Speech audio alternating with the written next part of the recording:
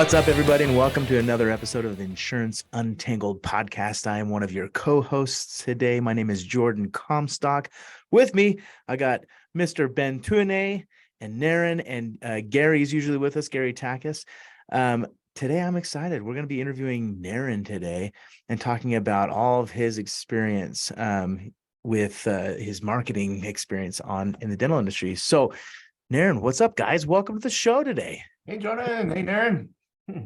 Hey, Good Ben. seeing you Hey, both. Jordan. Super nice to talk to you again. I know we collaborate, so it's really glad that we get to talk to each other every week. Yeah, it's always fun. It's always fun to see your faces. So today, the Insurance Untangled Podcast is all about helping practices who are heavily dependent on PPOs. And and our goal today is to help you get untangled. So today's topic is PPO fee is a marketing expense. And Naren, you talk a lot about this. I always love your mindset on this topic. So why is a PPO fee a marketing expense? Thank you, Jordan. Yeah, that's a great question. Why is PPO fee a marketing expense? If you think about it, the only thing the PPO plan does for you is to send you new patients. And then they take a piece of what you produce. So for example, let's say your crowns, let's say your usual and customary fees, UCR fees is $1,000. First of all, they won't let you charge $1,000. They will dictate how much you can charge. So let's say they let you charge $700. And then out of the $700 they allow you to charge, they will only pay you, let's say $500. I'm of course making up these numbers. So in that particular example, you are doing work that you should be paid $1,000 for, but instead, because of the fixing of the fee and the adjustment in what they pay versus what your published fee, you end up making $500. So the $500 that you're not getting paid for that one particular service you provided is a marketing expense, right? I mean, yes, you're not writing them a check, but it's not money that's going into your pocket. So PPO fee is a marketing expense, but unfortunately, because it's like a slippery slope, you are a brand new dentist, you want to practice and you need patients. So you're like, hey, send me patients. Insurance says, no problem. I'll send you unlimited amount of patients. So we don't read the fine print like most of us, when we're starting out and we are kind of trying to make things work.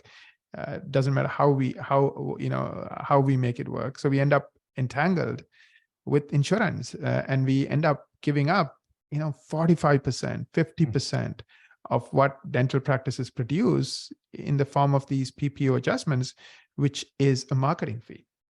That's crazy. If you think of it as a marketing fee, like what you just suggested, which I totally agree, and you take what's the average write-off, Ben, in a year with the average practice? Is it what, 300,000 or plus?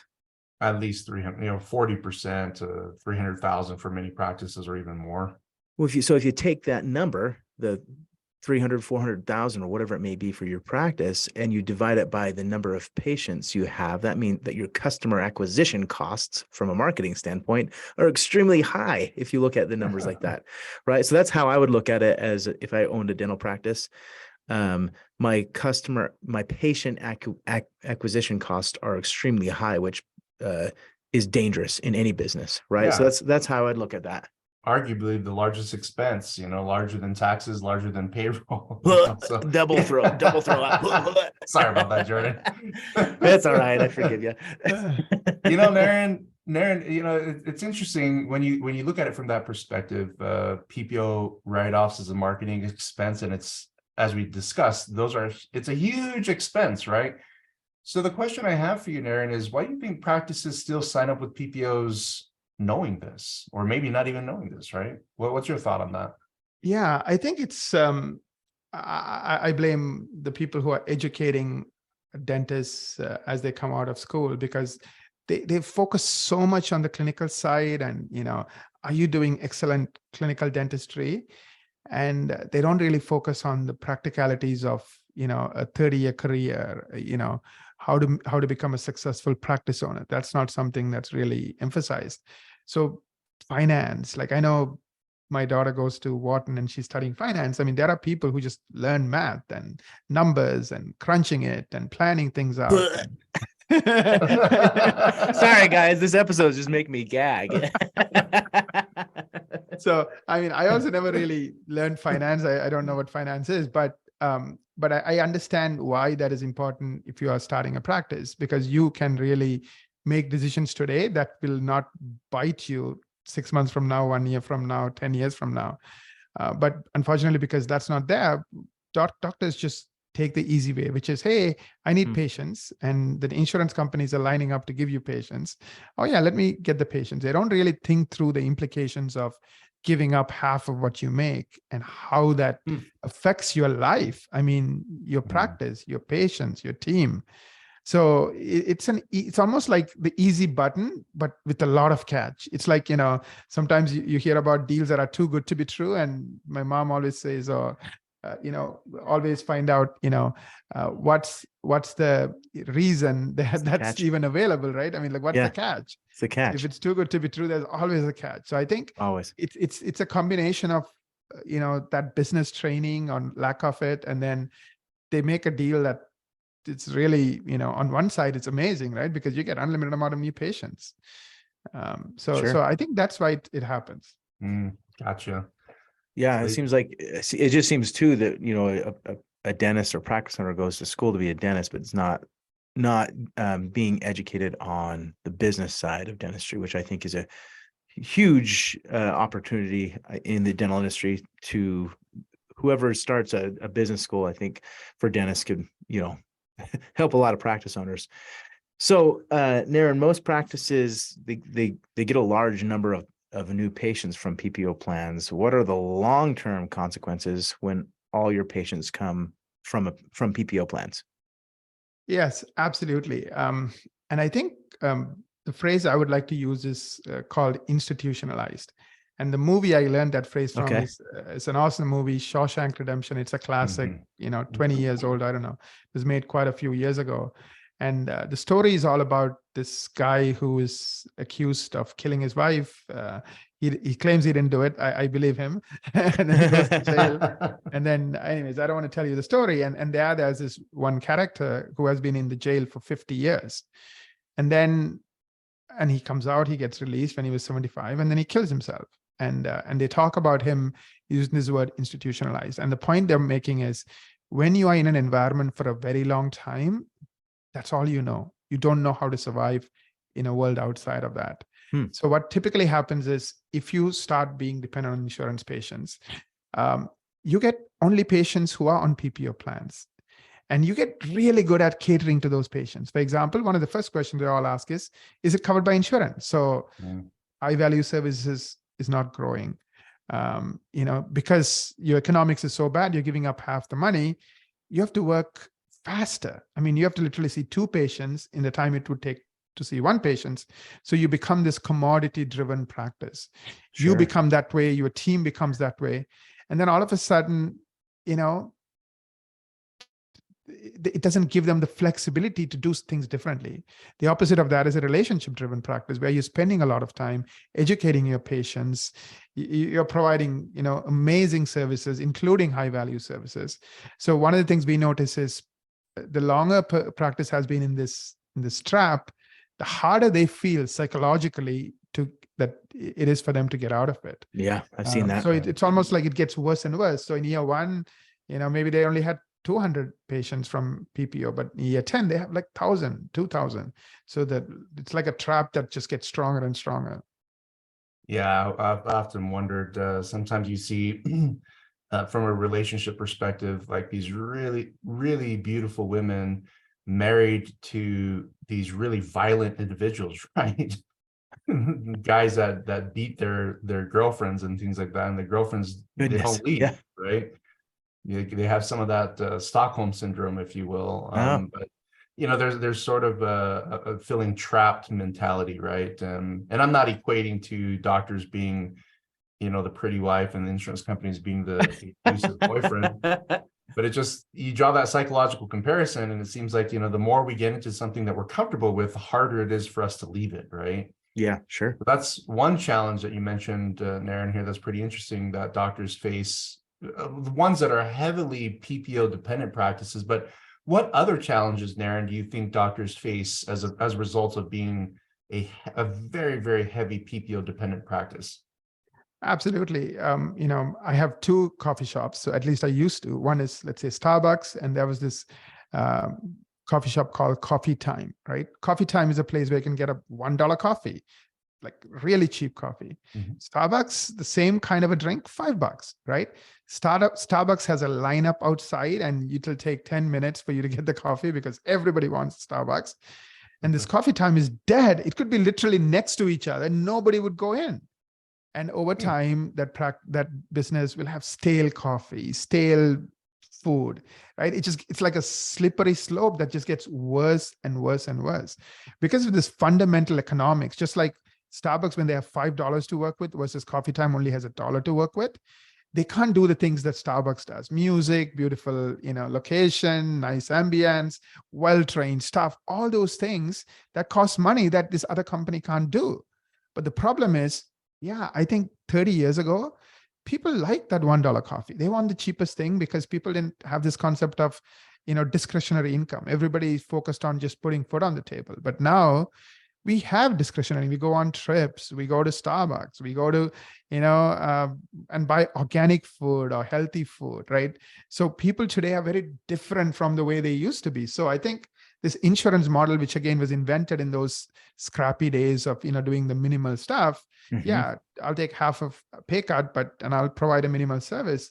So I think what that does is it creates a team and a business model that is like the Coffee Time. The lowest common denominator. Dentistry is a commodity. It's all about speed. It's not about quality. It's not about experience. It's not about, relationships. It's not about getting to know your patients. It's not about beautiful smiles. And it's like self-fulfilling, right? I already touched on the fact that, a lot of patients who are insurance patients will ask the question, is it covered by insurance? Mhm. If they have crooked teeth, that's not covered by insurance. If they have serious gum disease, that's not really covered by insurance. So a lot of things that you really want because that's the right thing to do is not covered by insurance. And there are those rules too, right? Somebody comes in one day before their 6-month hygiene visit from the last visit. So let's say they're coming in 5 months and 29 days, their claim is denied. So all these rules, all these games and red tape thrown So on small business owners. It's my Yeah. favorite thing in the world. Exactly. So I think that's like the bigger issue. Like it's forcing you to be a Coffee Time as opposed to a Starbucks. And Yeah. Coffee Time is dead, by the way. I don't think they exist anymore. It just doesn't work anymore. That's interesting. Yeah. No, that's interesting that, you're absolutely right. So we know that being PPO dependent, is not the best strategy because it does reduce your ability to invest back into your business, like buying new technology, keeping up with wage inflation so you can attract top talent. I want top talent at my company, right? I don't want to, I've in my early days, I've hired, poor talent, and that's not fun to manage, right? So you're combating a lot here, right? When you're too dependent on too many PPO plans. It also it can affect the patient experience, right? Oftentimes there's practices that deal with insurance issues, but basically they become the insurance support team, right? The insurance company support team, and have to combat the support issues with the patient. And it's not a very good experience for the patient. So what is the solution? What can a practice do to combat all these negative things that happen when they implement insurance or PPOs in their practice? Absolutely. As you guys know, I love analogies. So let's say you're playing any game, let's say basketball, right?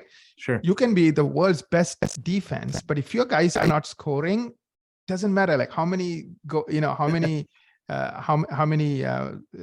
points you prevent the other side from scoring. It doesn't matter if you're not scoring. So I feel like in this example, you need to go on the offense. So there's a couple of things you can do to go on the offense. Like, why are you so dependent on PPO? Because that's the only way you get new patients. The only way you get new patients is somebody goes to a PPO website or directory and finds you and then calls your office. If you want to change that, then do something different. So I'll give you 2 tips. One is all of you can do today, and it doesn't cost you a dime. Work on your Google reviews. Be the practice with the most number of 5-star Google reviews. And we can do an entire episode on it, but you can implement a program around it, tools around it. There's a whole bunch of things you can do to be the practice with the most number of 5-star Google reviews. Why is that? Because today, more and more people, again, there are studies on it, will pick a practice with better Google reviews than one without. So they're not really thinking insurance at that point. They're thinking, what's good for me? Because the same people who go to Starbucks, same people who go to, that organic food store are the ones who are saying, I want to prioritize health based on my well-being, not based on my insurance. So they are coming to you because of those reviews. The second thing you can do is, focus on marketing, because remember, insurance is a marketing fee that is costing you 45 to 50% of what you produce. You can do marketing for a lot less than 45 to 50%. Oh, yeah. Totally. And I know, like SEO, for example, in our experience, it'll cost you less than 1.5%. And some practices only spend like 1/3 of 1%, depending, of course, on the size of the practice and their goals and so forth. So go on the offense. So that's my tip. You cannot save your way to success. You cannot cut your way to success. You have to go on the offense. It's like that team that wants to win the championship. They have to have people who can score, right? Just having an amazing defensive team is not going to cut it.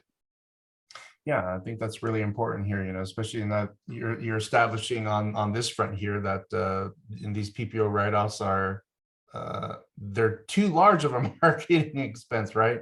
Yeah. So now that we've sort of established this, that you need to sort of be on the offense regarding marketing and not be dependent on PPO plans, what options do you have available for doctors to consider here, Naren?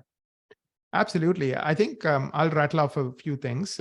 Traditional marketing used to work. It doesn't anymore. So I wouldn't even mention that as one of my top items. The first one, I think the most cost effective and the most powerful is Google SEO. Second one is Google AdWords. That is 5 times more expensive than Google SEO, and I'll explain why.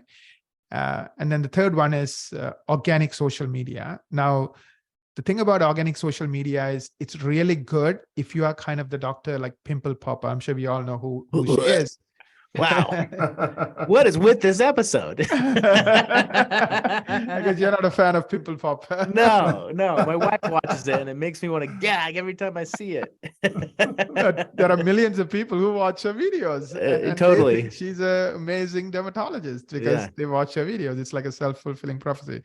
So if you're like her, love content, love producing videos, love being out there, then I think organic social media is good. But most doctors, like, Jordan, 99% of them are not like her.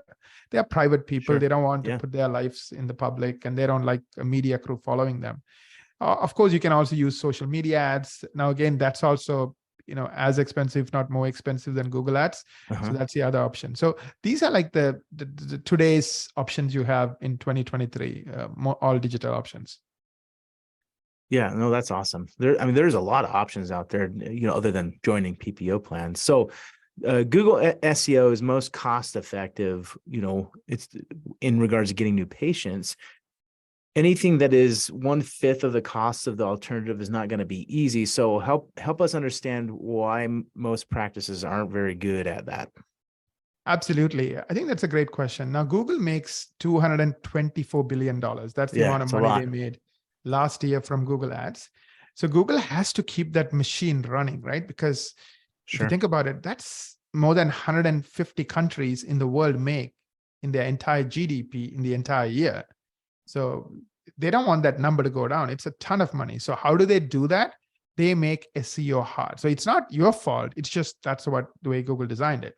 So this is a stat you need to know.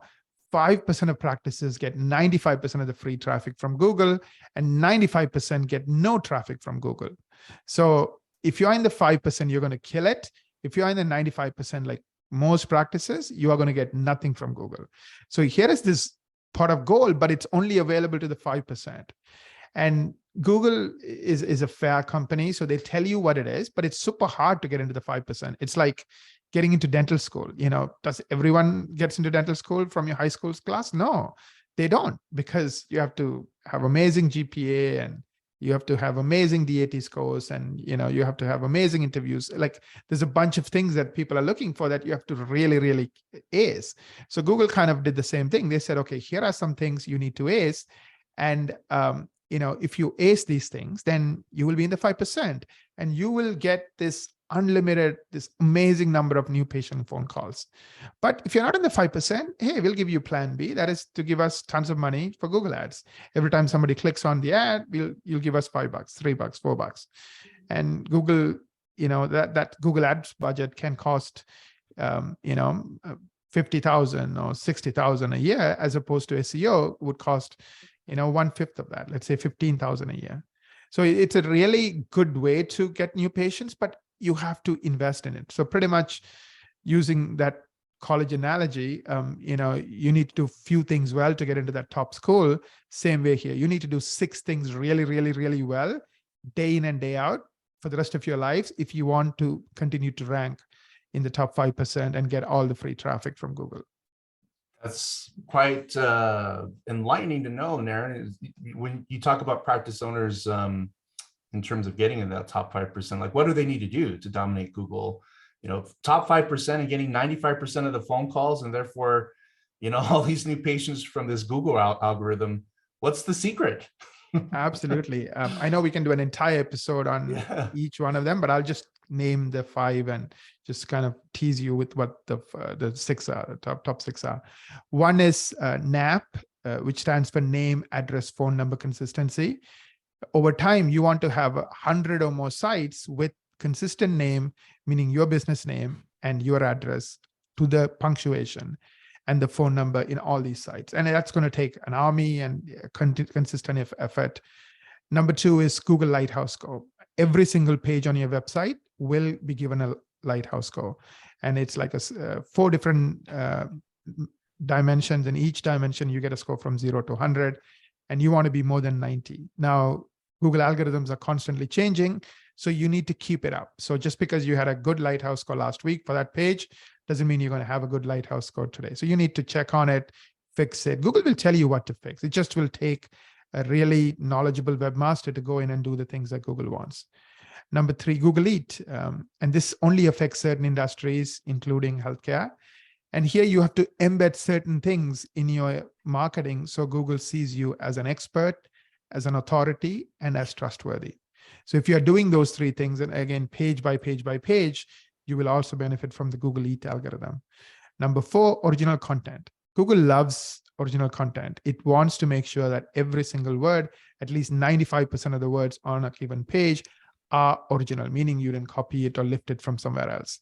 And Google knows because it has scanned the entire internet. So it knows that even if a sentence is copied. Number 5 is quality backlinks. These are like links from other websites and if they are good or bad in Google's eyes. And I can again spend a whole episode on this. And last but not least is something I already touched on, those 5-star, what I call paragraph or love letter Google reviews. So you want to be the practice that's getting most of the 5-star paragraph love letter reviews. Now, doing 1 is not going to cut it, but doing all 5 and performing at an A+ level in all these 6, not 5, will help you dominate Google. And the way you know you're dominating Google is you will be ranking for at least 100 keywords and phrases on the top 10 Google results on page 1 or top 10 Google results. So if you're ranking for at least 100 keywords and phrases. So what is a keyword? Could be, 6 month smiles, Phoenix. Could be dental implants near me. Could be, emergency dentist 60616, which is a zip code. So all these are called keywords of, and then you want to rank for those. And you should rank for at least 100 of these. And if you are, that means you are in the top 5% that's getting 95% of the free traffic. It's almost like either you get into the top dental school or you don't. There's no like a second prize. Oh, the dental school has another program for everyone who didn't get into that school. No, that doesn't exist. Same thing here. Either you are in the 5% and getting all the free traffic, or you are not. And then your only choice is ads. So it's really like knowing what these 6 areas are and then having people to work on it day in and day out. So that's the secret. No, I love that. I mean, you covered a lot there. I would imagine if I'm listening, I would want to know how I'm doing with our website and how, I can improve it. So do you have any programs or anything like that where practices can go and see how their SEO is performing on their website, Naren?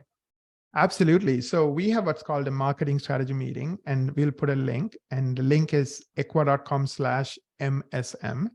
And the purpose of this is to review how well a practice is doing with their SEO. So we'll spend 6 hours up front. You'll meet with Lila Stone. She's our director of marketing. And when you go through this meeting, she will share with you, based on 6 hours of research, are you in the top 5%? As far as SEO is concerned. And then that's still not enough. We didn't touch on this today. Are you good at influencing those people who see you on SEO to pick up the phone and call you?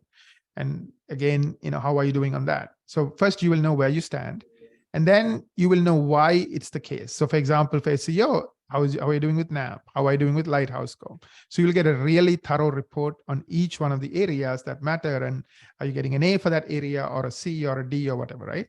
And then finally, we'll give you a 12-month plan. We know from experience, within 12 months, doing what we do, which is we put 200 hours of work up front and 30 hours a month thereafter, we can get every single practice we work with to the top 5%. So if we were to work with you, regardless of where you start, what are we going to do to help you get to the top 5%? Now you take that plan, whether you use us or some other firm, implement it, go on the offense, create a strategy where you're spending 1 to 2% or less on marketing versus 45 to 50% in the form of PPO write-off. So I think that's one way to go on the offense. And the other thing that clients like about working with us is it's done for them. So they don't have to kind of, do most of the work, like 95% of the work, we can do it for them.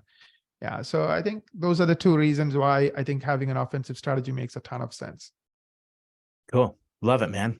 That's awesome, Naren. Wow, Naren, Naren's like a walking encyclopedia when it comes to marketing. We're only hearing about SEO. Imagine all the other marketing topics that Naren can spend a lot of time on. So Naren, thank you so much. It's always refreshing to see how willing you are in terms of freely sharing some of these tips to the public.